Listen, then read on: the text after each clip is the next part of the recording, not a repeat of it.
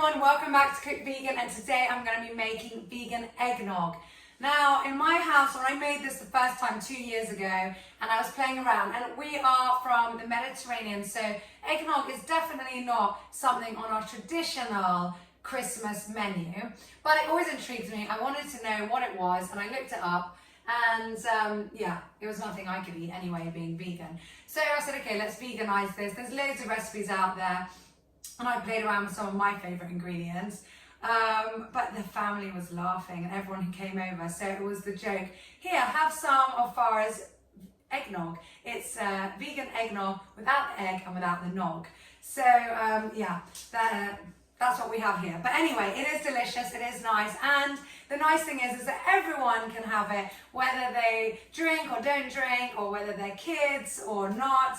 And if you do want to have a little bit of a kick to it, by all means, go ahead and add some vegan liqueur or whatever you like, whether that's brandy or anything else. So without further ado, let me show you what I'm putting into mine and how easy it is, and then I'm just gonna whiz it up in my Thermomix or blender. You can use whatever you've got at home. So we're gonna start off with our coconut milk. Now this is from a tin, so this is super thick and delicious. So you guys probably know, if you just allow if you don't have time and it's just been in your cupboard, fair enough, but ideally overnight in the fridge, the coconut milk in the tin is going to separate completely. The water's going to go to the bottom, the milk's going to stay at the top, and then you just whip that baby off, and there you go. You've got this super delicious cream. You can also obviously buy ready cream. So that's 1 cup's worth. Oh, splashing myself. So you put that in, and then we have here about 1.5 cups of almond milk.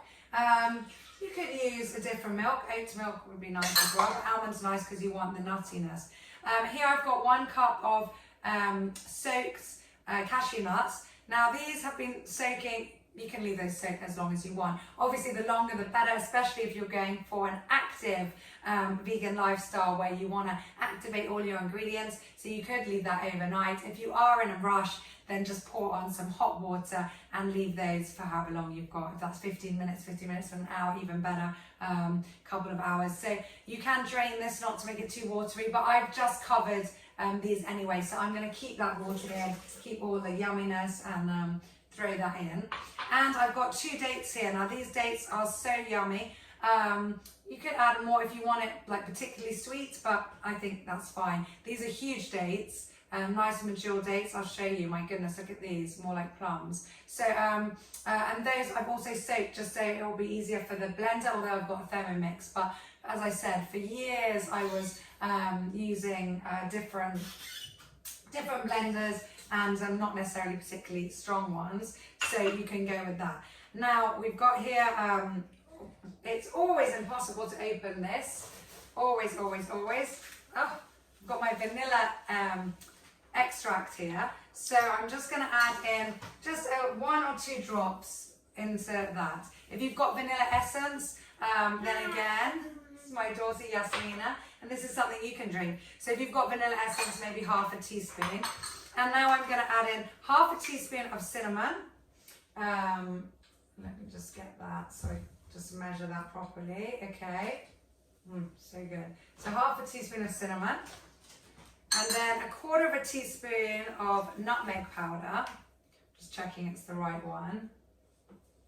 You don't want to add in too much to make it overpowering.